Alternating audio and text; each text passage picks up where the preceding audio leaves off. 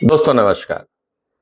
भारत से नाता तोड़कर मालदीव चीन की गोदी में जाकर बैठा, लेकिन एक साल में ऐसा क्या हुआ कि वापस भारत से दोस्ती का हाथ बढ़ाना पड़ा। इसको समझना जरूरी है कि मालदीव और चीन के बीच में आफ्टर ऑल ये दोस्ती लंबी क्यों नहीं चल सकी।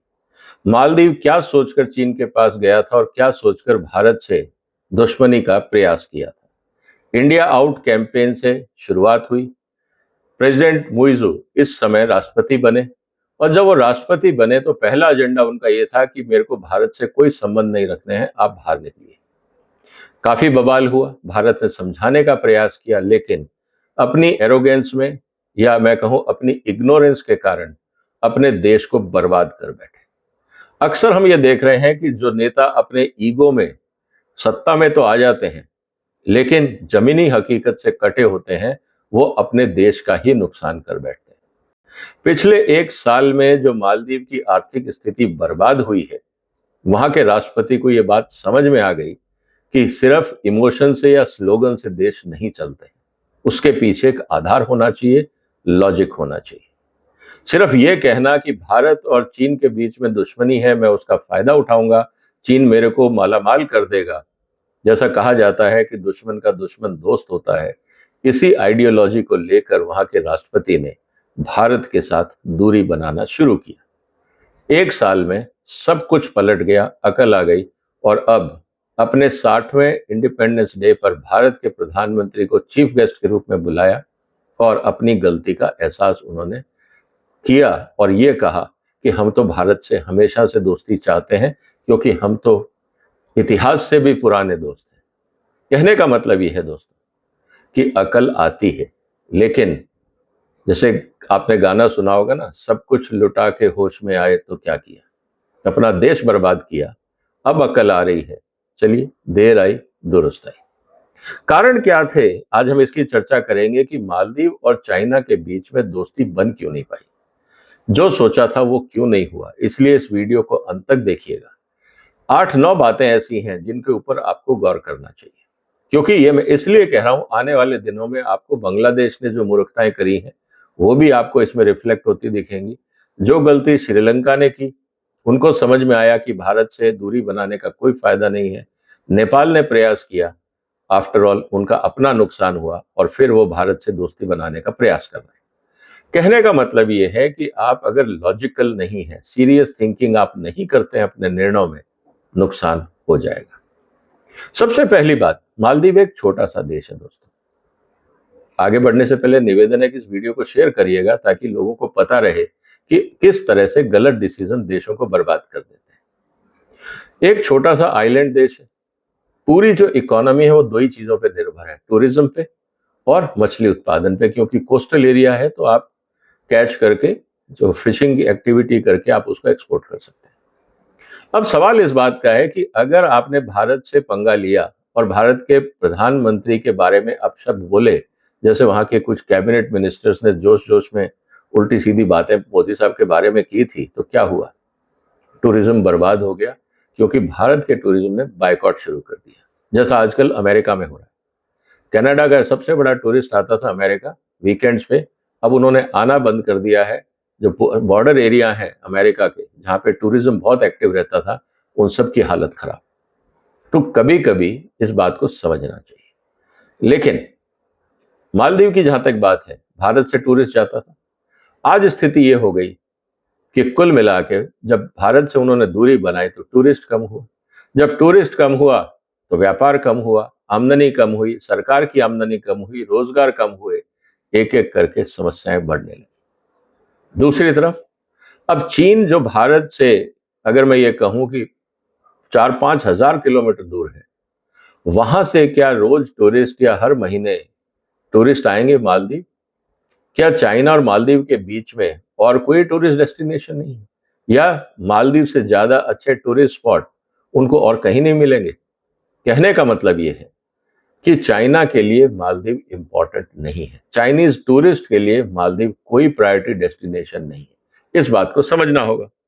इस स्थिति के लिए चाइना भी इस बात को जानता है, वहां का टूरिस्ट भी जानता है कि जो मालदीव की कल्चर है, जो वहां की भाषा है, जो रिलीजन है, जो हिस्टोरिकल कॉन्टेक्स्ट है, वो मैच नहीं कर पाते। रही बात बीच की, तो बीच तो किसी भी आइलैंड पे मिल जाएगा। आप चाइना के आसपास पचासों ऐसे द्वीप होंगे छोटे बड़े, जहां आप आसानी से जाकर बीच का आनंद ले सकते हैं। तो इतनी दूर माले आने की क्या जरूरत है, इस बात को भी समझना होगा। दूसरा सबसे बड़ा इंपॉर्टेंट जो इशू है, जिसके लिए ज्यादातर देश चाइना के ट्रैप में फंसते हैं, वो है पैसे का मामला। कि भाई क्या चाइना से हमें कोई फाइनेंशियल गेन मिलेगा? बिल्कुल मिलता है, लेकिन चाइना कभी उधार नहीं देता, इस बात को आप समझिए। चाइना पूर्ण रूप से व्यापारिक कंट्री है। वो आपको लोन देते हैं, आपको जितना पैसा चाहिए हम देंगे, लेकिन आपको चुकाना पड़ेगा। ऐसी स्थिति में पाकिस्तान का हाल आप देख लीजिए। सीपेक के अंदर करीब 70-80 बिलियन डॉलर चाइना ने इन्वेस्ट किया, लेकिन वो लोन है। वापस चुकाने के लिए, यहां तक कि ब्याज देने के पैसे पाकिस्तान के पास नहीं। यही हाल श्रीलंका में हुआ, उनको पोर्ट तक अपना गिरवी करना पड़ा। कई देश परेशान हैं। माले को भी ये बात समझ में आ गई कि अगर हमने चाइना पे डिपेंडेंसी बढ़ाई तो पूरा का पूरा देश बिक जाएगा। आप तो छोटा सा आइलैंड कंट्री है। आज भी जो चाइना का लोन है वो 1/3 है, करीब 1.37 बिलियन, जो करीब वहां की 30% आबादी है, 30% जीडीपी है, उसके बराबर तो लोन है चाइना का। आप और लोन लेते तो पूरा का पूरा देश को गिरवी रखना पड़ता। ऐसी स्थिति में माले डेट ट्रैप में फंस रहा है चाइना। अब कौन निकालेगा? कोई रास्ता दिख नहीं रहा। भारत से पंगा लिया, टूरिस्ट कम हो गए, जो सोर्स ऑफ इनकम थी वो खत्म हो गई, डेट बढ़ता जा रहा है, ब्याज देने के पैसे नहीं है, तो गले में फंस गई बात। अब अकल आई कि शायद डिसीजन गलत था। इसके अलावा आप एक छोटा सा देश है, भारत से 1 घंटा भी नहीं है आपके यहाँ पहुंचने के लिए। कहीं कोई इमरजेंसी होती है, कोविड की बात है, कहीं पे वाटर क्राइसिस है, आपका कोई फूड एड की क्राइसिस है, कुछ भी है, क्या आपको चाइना हेल्प करेगा? ये बात भी उनको समझ में आई कि इमरजेंसी में सबसे नजदीक तो भारत ही है। तो हमने भारत को ही कह दिया इंडिया आउट। इस स्थिति में क्या होगा? इस स्थिति में ये होगा कि कल को अगर हमारे पे कोई आपदा आती है या कोई क्राइसिस आता है, तो क्या हम चाइना का इंतजार करेंगे? और चाइना अगर करेगा भी, टाइम लगेगा, सोच समझ के करेगा, कितना करना है, कैसे करना है। क्या वहां से आपको पानी की सप्लाई करेगा चाइना? ज्यादा से ज्यादा आपको वाटर ट्रीटमेंट प्लांट दे देगा। क्या प्लांट ओवरनाइट लग जाएगा? कहने का मतलब ये है कि धीरे धीरे सच्चाई सामने आई तो उनको लगा कि नहीं, भारत से ज्यादा अच्छा रिस्पॉन्स और दोस्ती चीन कभी कर नहीं सकता। और जहां तक बात है मदद की, तो भारत ने हमेशा फर्स्ट रिस्पॉन्स के रूप में दुनिया की मदद करी। चाइना कभी भी फर्स्ट रिस्पॉन्स में नहीं आता। वो नापते हैं, तोलते हैं, देखते हैं फायदा कहाँ है, तब वहां जाके वो बात करेंगे। इसके बाद रही सिक्योरिटी के मुद्दे को लेकर। चाइना की जो ट्रेनिंग है, मिलिट्री ट्रेनिंग, लैंग्वेज का चैलेंज, वहां का मैरीटाइम पेट्रोल, नार्कोटिक्स, ड्रग्स की तस्करी, इन सब मामलों में भारत मालदीव की मदद करता है। कोस्ट गार्ड भारत का वहां आसपास ही रहता है। ऐसी स्थिति के अंदर अगर आप चाइना पे निर्भर हैं, तो चाइना क्या आपके लिए सपोर्ट करेगा? क्या आपको पूरा कोस्ट गार्ड की फैसिलिटी देगा? क्योंकि भारत तो अपनी कोस्ट गार्ड अपने पास है, हम अपनी सुरक्षा करते ही हैं। एक छोटा सा देश, हमने उसकी भी कर ली, वो बाजू में ही है। क्या चाइना वहां से स्पेशल शिप भेजेगा? ये बात भी उनको समझ में आई कि ये तो बड़ा मुश्किल हो गया, क्योंकि हमारा जो इकोनॉमिक जोन है, मतलब दूसरे देशों के ट्रॉलर आए, फिशिंग करके चले जाएं, खदान करके कुछ और निकाल के चले जाएं, हमारे पास तो अपने आप को बचाने का साधन भी नहीं। ऐसी स्थिति में क्या होगा? ना फौज है हमारे पास, और चाइनीज फौज अगर आएगी तो उसकी मेंटेनेंस और खर्चा कौन उठाएगा? फिर मैरीटाइम सिक्योरिटी कैसे होगी? जो हमारा एक्सक्लूसिव इकोनॉमिक जोन है उसकी सिक्योरिटी कैसे होगी? हमारा जो फिश रिसोर्सेज है उसको हम कैसे बचाएंगे? चाइना ये सब नहीं कर सकता। ये बात भी माले के राष्ट्रपति को समझ में आ गई। टूरिज्म की मैं आपके बात कर ही चुका। भारत से ज्यादा टूरिस्ट चाइना से कभी आ ही नहीं सकते, और भारत ने जब बायकॉट करना शुरू कर दिया तो उसका असर वहां की आर्थिक स्थिति में देखने को लगा। इसके अलावा चाइना ने जितने भी काम किए हैं दुनिया में, जो कॉन्ट्रैक्ट साइन किए हैं, उसमें सबसे बड़ी प्रॉब्लम क्या है? चाइना के जितने भी कॉन्ट्रैक्ट होते हैं वो ओपेक होते हैं। वो सिर्फ राष्ट्रपति को बता देते हैं कि भाई हम ये करेंगे, आप कागज पे साइन करिए, कागज वो अपने पास रख लेते। जैसे पुराने टाइम में हिंदुस्तान में होता था कि जो गांव में किसानों को लूटा जाता था, वो कैसे लूटा जाता था? जो जागीरदार थे वो अंगूठा लगवा लेते थे, किसान को पता ही नहीं कहाँ अंगूठा लगवाया है, और बाद में पता लगा सारी जमीनें ही हड़प ली गई। यही हाल चाइना का है। क्या करना है, कैसे करना है, क्या टेक्निकल स्पेसिफिकेशन है, किसी को नहीं पता। छोटे से कंट्री में क्या कैपेबिलिटी होगी। कॉन्ट्रैक्ट आपने साइन किए, उसमें अमाउंट लिख दी, क्या देना है, कितना देना है, कैसे देना है, इसकी जानकारी, टेक्निकल स्किल अगर मालदीव में नहीं है तो वो कैसे पता लगाएंगे। तो इसीलिए उनके लिए जितने भी चाइनीज कॉन्ट्रैक्ट थे वो ओपेक थे। और सबसे बड़ी बात, जिस तरह से चाइना का वहां इन्वेजन शुरू हुआ, हर जगह पे चाइना ने अपने अपने लोग भेजने शुरू किए और वहां पे हस्तक्षेप शुरू किया, तो वहां की मीडिया में और जनता में ये सवाल उठा, कहीं चाइना हमें कब्जा तो नहीं करना चाह रहा है। तो जो पब्लिक ओपिनियन है वो चाइना के खिलाफ हो गई, और जब पब्लिक ओपिनियन खिलाफ होती है तो इसका असर सरकारों पे पड़ता है। और इसीलिए जो सॉवरेटी रिस्क है उसको अगर आप देखें तो प्रेसिडेंट को ये बात समझ में आ गई कि भैया इससे कुछ चलेगा नहीं, क्योंकि डोमेस्टिक रेजिस्टेंस चाइना के खिलाफ शुरू हो गया है। इससे पहले कि जैसे बलूचिस्तान में हम देख रहे हैं कि वहां के लोग चाइनीज को भगा रहे हैं, हमारे यहाँ लोग चाइनीज को भगाना शुरू करें, भारत से हमने दोस्ती तोड़ ली, चाइना से दोस्ती हम बना नहीं सकते, तो हम तो कहीं के नहीं रहेंगे। ऐसी स्थिति के अंदर बेहतर है कि हम अपनी गलती माने, भारत से माफी मांगे और दोस्ती का हाथ बढ़ाएं। और भारत सांस्कृतिक रूप से, हमें भी पता है कि प्रॉब्लम जो है वो वहां की लीडरशिप में है, जनता में नहीं है।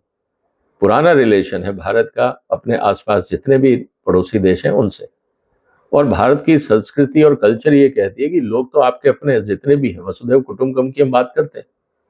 हाँ, अगर कोई बददिमाग नेता अगर सत्ता में आ जाता है तो या तो उसके अकल ठिकाने का इंतजार करिए या उसके जाने का इंतजार करिए, स्थितियां फिर सुधरेंगी।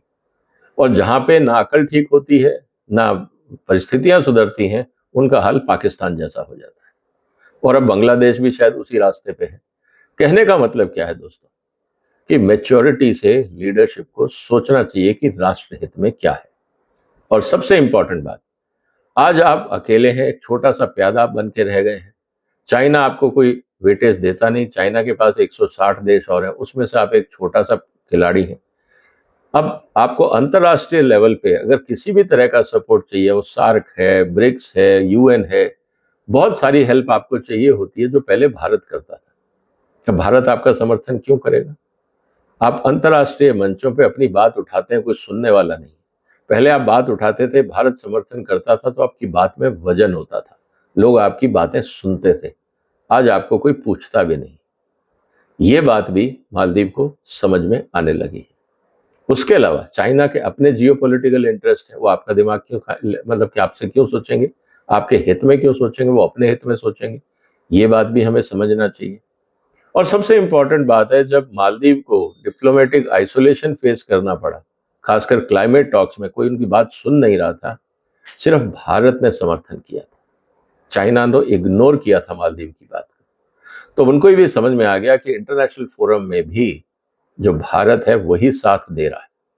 तो कुल मिला के स्थिति क्या है दोस्तों, अगर हम इसको सम अप करने का प्रयास करें तो ये है कि जो हमारी कल्चर और प्रॉक्सिमिटी है मालदीव से, वो भारत की ज्यादा है, क्योंकि हमारे कल्चरल वैल्यूज, बहुत सारी चीजें कॉमन है।